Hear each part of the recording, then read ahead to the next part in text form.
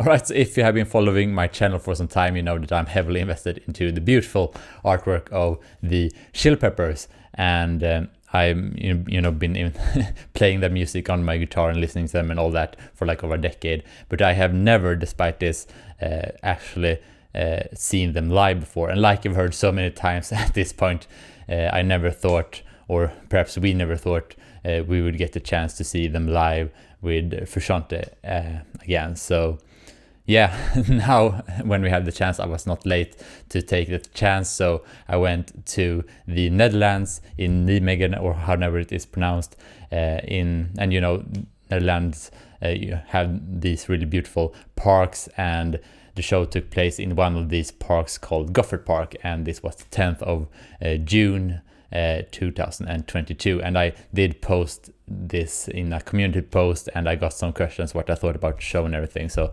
I thought it would be fun to make this video where I kind of elaborate on this, and it won't be anything fancy, just me talking and not too much editing or anything like that, but hopefully it will be interesting to those who asked, and like I wrote in a comment, I have tried to collect my thoughts because I feel like I have a lot of nuanced thoughts about this, and I will try to go through this somewhat thoroughly, and therefore I've written down some bullets on this, and I will use those to kind of go through this now. And the first thing I kind of want to point out is to kind of set what kind of vibe and state of mind I was in, because half of the experience is what you yourself bring into the experience, and not only what the band does. It's both the crowd and you as a person and the band and the interaction there.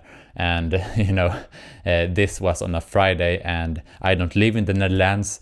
I actually live in Sweden, so I had to take a really early flight because I flew the same day as the show. So I tried to go to bed early the day before, but it felt so weird to finally go to the show that it was a bit struggle to fall asleep. So I didn't get too much sleep. So that's the first thing. And even though I didn't get that, I still didn't really feel that, because I was in such a different state of mind, traveling to this place, because again, it felt so weird to finally see them live. And but I woke up sometime before 4 o'clock in the morning, and then flew to Schiphol, and then took the train to Nijmegen. And then we get to this next thing, and that is that I have never actually been to a really large show before. And when I booked the tickets, which was like 8 months ago or something like that, basically you had 3 choices, and I didn't really understand what them. You had more choices, but fundamentally there was like 3 main choices you had, and I didn't understand exactly what they meant. But basically you have the standard ticket, and then you have the early entry ticket where you get in before everyone else, and then you have the high-end golden circle where you get the half circle right before the stage, and you don't need to come super early to get into that spot, because that spot is reserved for you. And I went the middle way and chose the early entry, not knowing exactly what it meant, but apparently it means that you need to wait for 6 hours before they go on. So when I got in there, I just picked the spot right outside of the golden circle, and I didn't really drink or eat anything. I just had a small water bottle, so I was quite dehydrated and hungry and everything when the show kicked in. So my kind of point, and also another thing, is that I feel like I'm generally quite overworked. I work quite a lot, and I was not like in a super party mode or anything when I get there, so I felt like quite stifled when I was there, and quite rigid. So I just wanted to say all this to kind of paint the picture of what kind of state of mind I was in, and also to take that into consideration when I go through these next points, because again, what kind of energy you bring into the show kind of determines what you get out of it.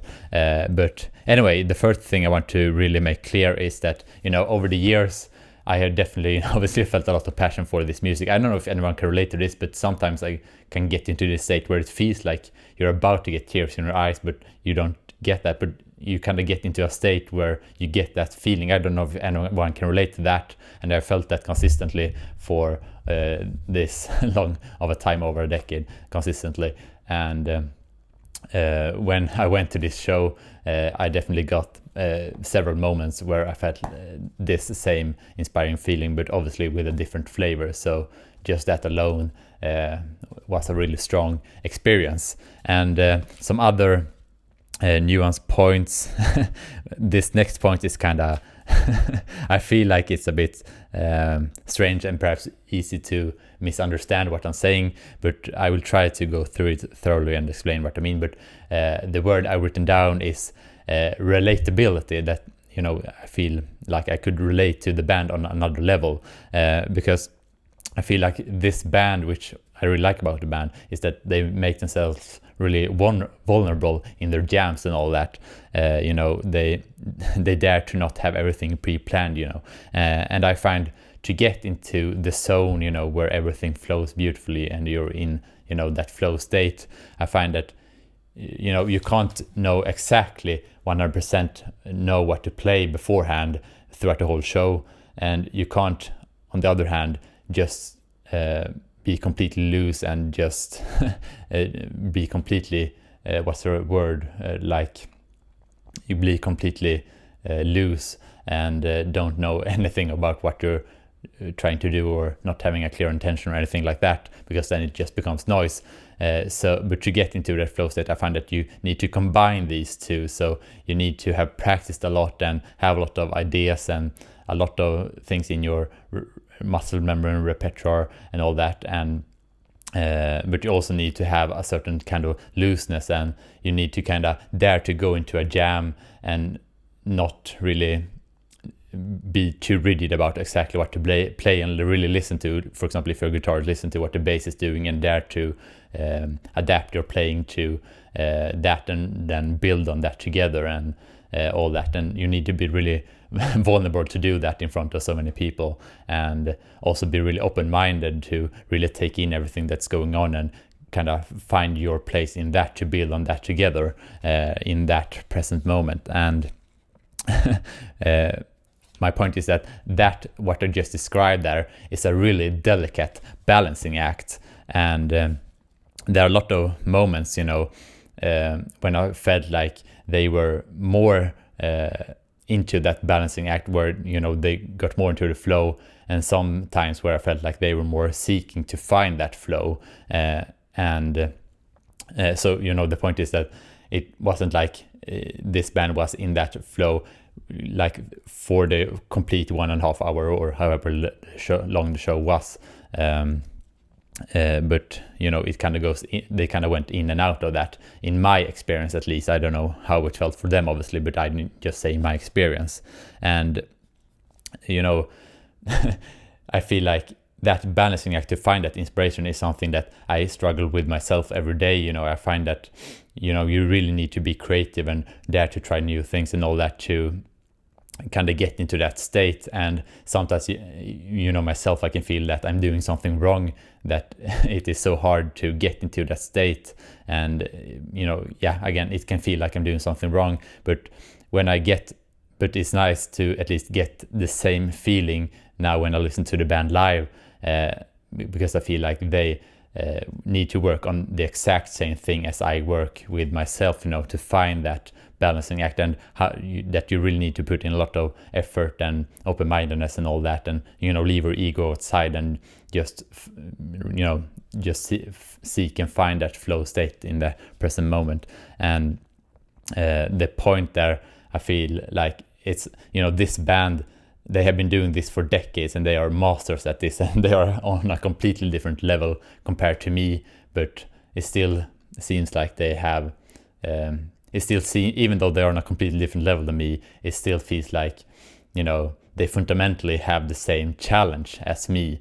And, you know, I kind of feel like the message there is that no matter how successful you are every day, if you want to, you know, find those internal creative treasures, if you will, where you get into that flow, you can't rely on past successes too much, but you need to, you know, leave your ego outside and just do all these things I talked about to really work and to get into that state, no matter how successful you are or how well you have done in the past. And I think that is a really inspiring feeling to get, because essentially that means that no matter if you're a complete beginner or if you're the Chili Peppers, fundamentally you have the same challenge every day when you do creative work. And you can, obviously the external rewards are different from a beginner and for this successful band, or for me, or wherever you're at. But I kind of feel like fundamentally, internally, we all have the same challenge. And yeah, that was kind of perhaps a strange point, and I don't know if that makes any sense. So I'll move on to another meta point that was quite interesting, and that is that I actually got recognized way more than I thought. And also, I read a lot of comments, people saying that they saw me but didn't have the chance to interact with me, or that they were there but they didn't see me. And I kind of, beforehand I thought that perhaps there would be a possibility that someone would recognize me, but not to this extent that this happened. And it was a really surreal experience, and I'm really grateful for everyone that interacted with me and that came up and talked. And to be honest, it really feels like it puts what I do here on the channel into a really different perspective. It kind of makes me think about what I'm doing, and yeah, that was really cool. And it also feels like perhaps I didn't go or I didn't approach this the right way. Perhaps I should have announced before, so there could be like a structured meetup if anyone wanted to do that. I felt like no one would want to do that, but yeah, perhaps it could have been a way better experience if I did that. So that's also something I thought about. But yeah, that was a really cool experience, and it really added a lot to this whole thing of seeing Frusciante live for the first time and all that. Yeah, I feel like I should say more about it, but I don't know what to say. But yeah, that was really cool. And then back to the show. Another thing I really feel like I need to address is that, since I've heard the main famous songs, Scar Tissue and Danny California and Californication and all that, I heard them so many times. I heard the studio versions, I've heard the popular live versions, and I've heard low quality recordings of dozens of, or not dozens, hundreds of live versions throughout the years. And I played the songs myself, and I recorded covers, and I played the music with other people. And so the point is that if you discover a new band and listen to the studio versions of the album for a couple of years, and then you see them live eventually for the first time, and you haven't seen any recordings or live performances, then you will get a really cool magical feeling of hearing those songs in a more loose live setting for the first time in person. But I have to admit that since I had so much experience of those popular songs in all these contexts, that magical feeling of hearing the song isn't there in the same way. I have to admit that. So what happens is that I kind of start to analyze what's going on from another perspective, like for example how the crowd interacts, and just that whole experience with that component of the crowd. And also another thing is that I kind of start to analyze the live mix, because that's something I never had the chance to do before, obviously, and the sound is completely different from these YouTube recordings that we have of live shows. And one thing that I noticed, I don't know if this is due to me not having that much experience of live shows, but one thing I really noted was that I thought that the bass was way too loud compared to the other instruments, and you could definitely the bass was really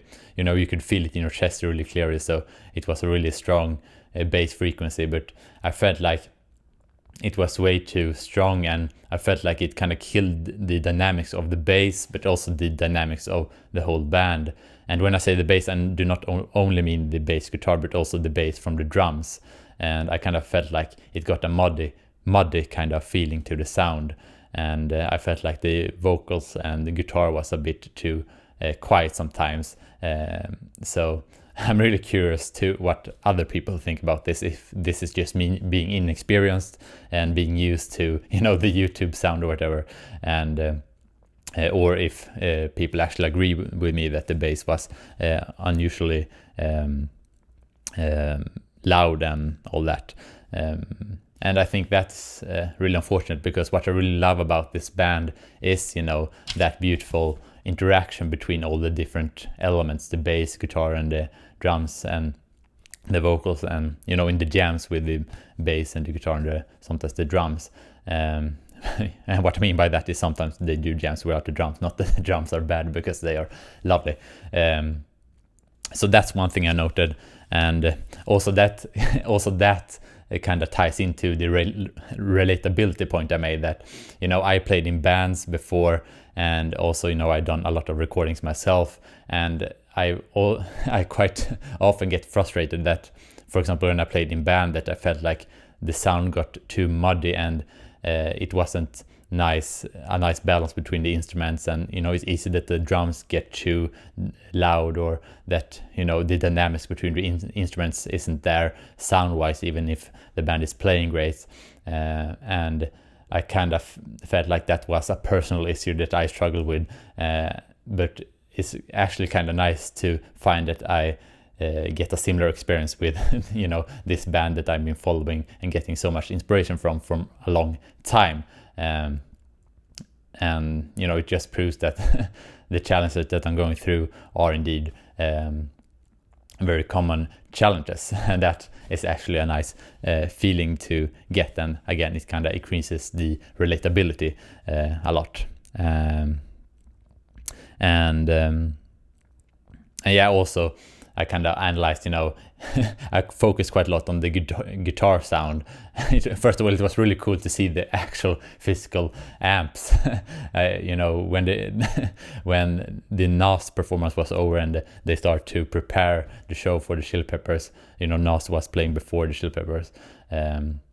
And it was really fun to just see the physical amps and how they tweak everything, and the guitar tech did some guitar playing to make sure the pedal board was working correctly, and that was really interesting, you know, from my point of view. So I was really focused even before the band started to play, just because I'm such a nerd when it comes to these things.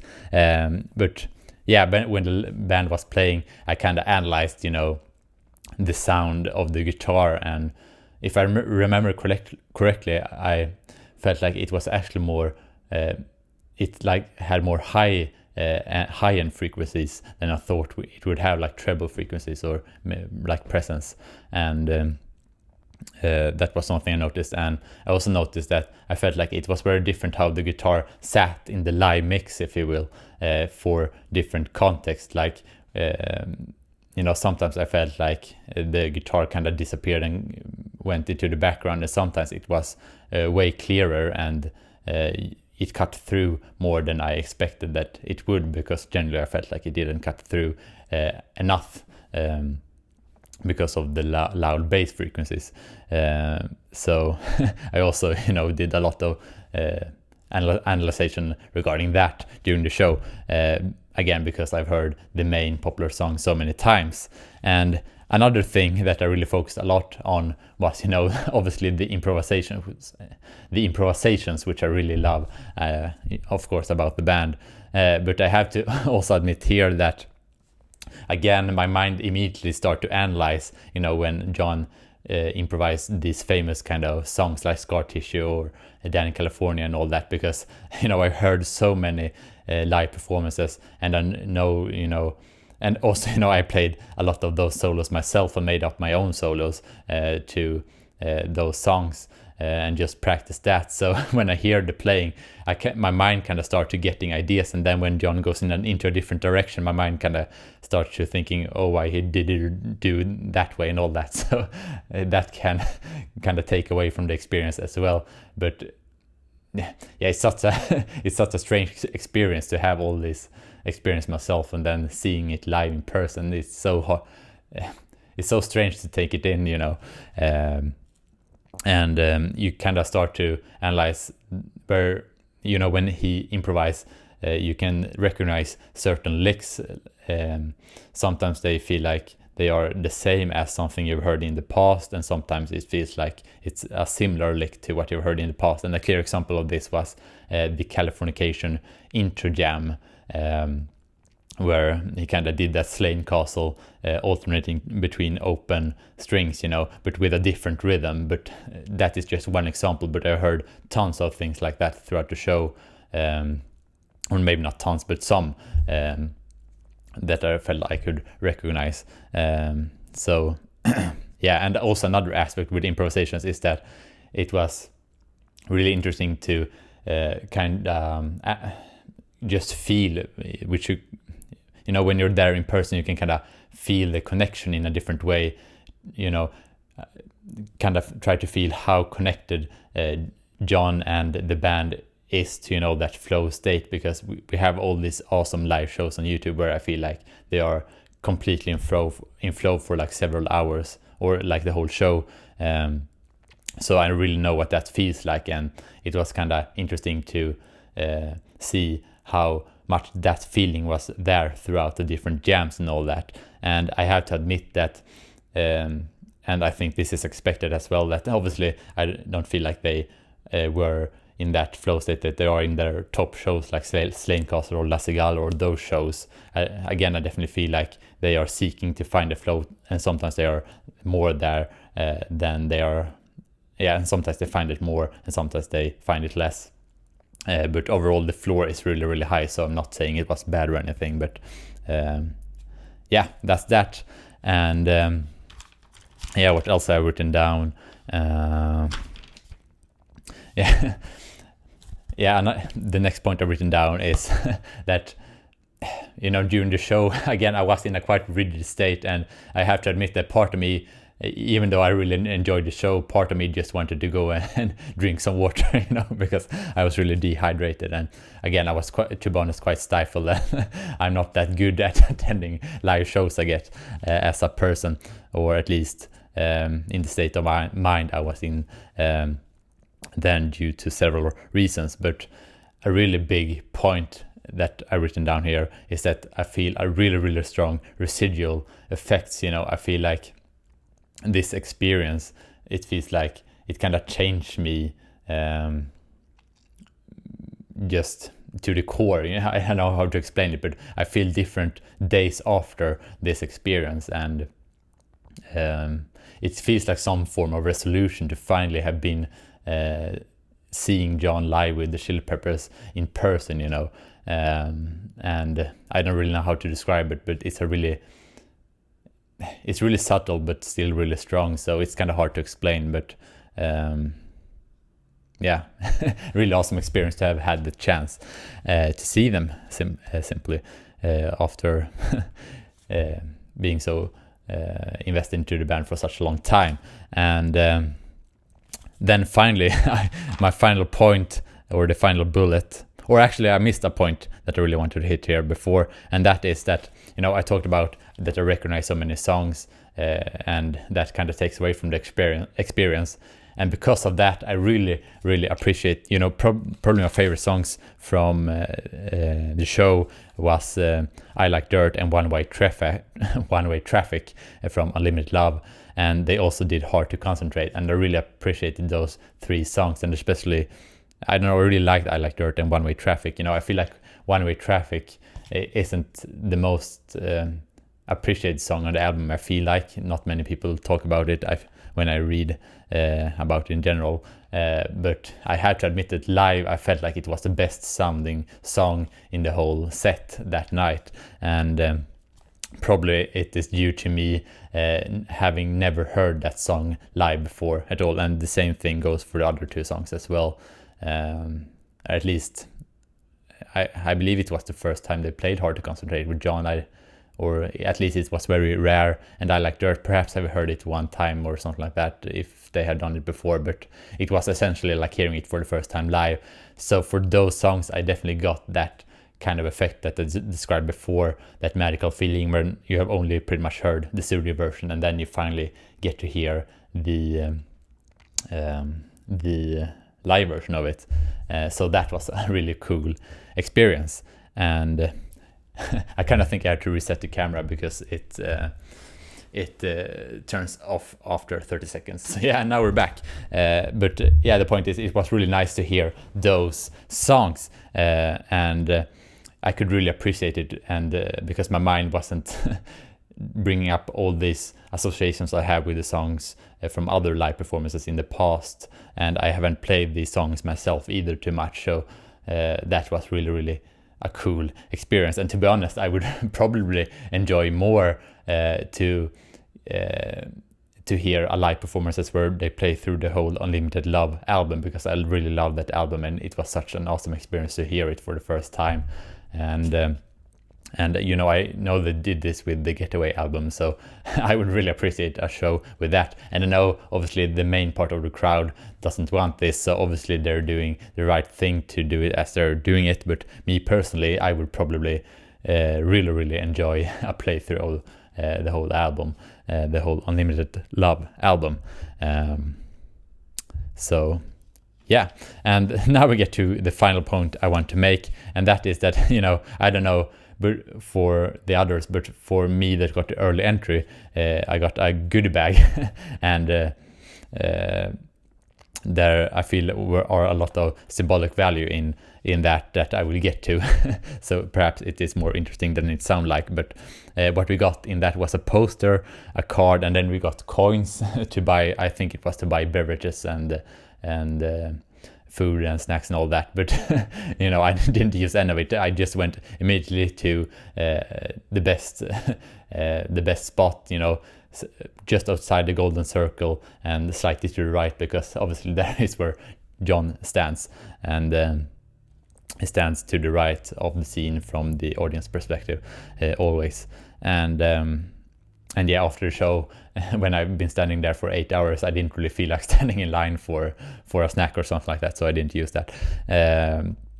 But the final thing I got was actually this journal that I have me right here, a really cool journal. And you know, me personally, I've been journaling on the computer for some time, for a couple of years, and I have been thinking about getting a paper journal because I felt like it would be a different experience, but I also felt like it would be harder to categorize things like I can do on the computer and all that, so I haven't really gotten around to do it. You know, after the show that night, they had a pen at the hotel room, so I actually used this journal to just immediately start to write down my first thoughts on the show, just to kind of process it all, and it was surprisingly satisfying. So I continued with this when I got home, and these ended up to be the bullet for this video here. And again, it was surprisingly satisfying to just sit and write down on a pen and paper, and I find that time just flies by, and it feels really good to, you know, have no distractions. And when you don't know what to write, when you're on the computer, you start to do other things, but when you write on a journal, you know, when you don't know what to write, you can just sit with an empty mind with no distraction, and then you get more thoughts on what to write, and that is, you know, a completely different experience from doing it on a computer. And what I feel like I kind of started to discover here is that I feel like this journal is like a guitar, where, you know, the guitar is like a tool, so it works like a bridge, where you can get to, you know, this creative space where you can write all these melodies and connect to the music in a new way and all that, and just connect to that creative flow. And in the same way, I find that the journal is a tool, or a bridge into another world where you can just examine your thoughts and all that. And the thing with the guitar is it's a fancy shiny object, so we put a lot of focus into that. But the thing with the journal, it is so simple. It's essentially just a piece of paper and then a pen, and since it's so simple, at least for me, I feel due to its simplicity,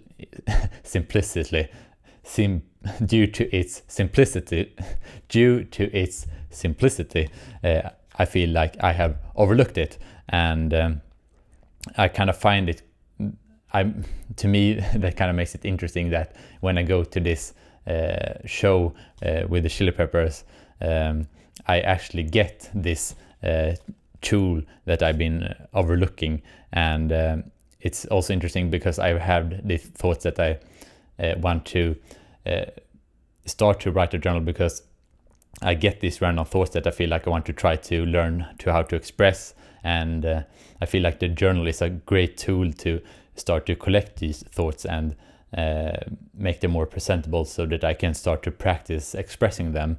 And I've been thinking about this, but never really properly gotten around to doing it. I've started to try doing it a little bit on this channel, but it feels like it would be fun to try to do more of it. And I just find it really interesting that obviously this is something I've been hesitating on, but I find it interesting that when I go to this band, the show of this band, they kind of give you a journal which is like the perfect tool to do exactly this thing that I've been hesitant about. And it also makes it feel like, I'm properly connected to the band, because I feel like the band is more than just sounds that sound good. I feel like the band is really goes a lot deeper than that. It's really a lot of contemplation and all that. And I kind of feel lonely in thinking about it in that way. But so because of that, it feels really cool to kind of get the confirmation that perhaps I'm not too far off with my thoughts about this, that it's more than just the sounds that you can do on a guitar. It goes way deeper than that. And I feel like this really confirms it. So yeah, probably I'm just overanalyzing this good bag, but I just thought it was just something I had on my mind, so I thought it would be fun to bring that up as a final point. So yeah, that is everything for this video. So not perhaps super entertaining, I don't know, but it was fun to do at least. So yeah, that is everything for now, and I'll see you in the next one.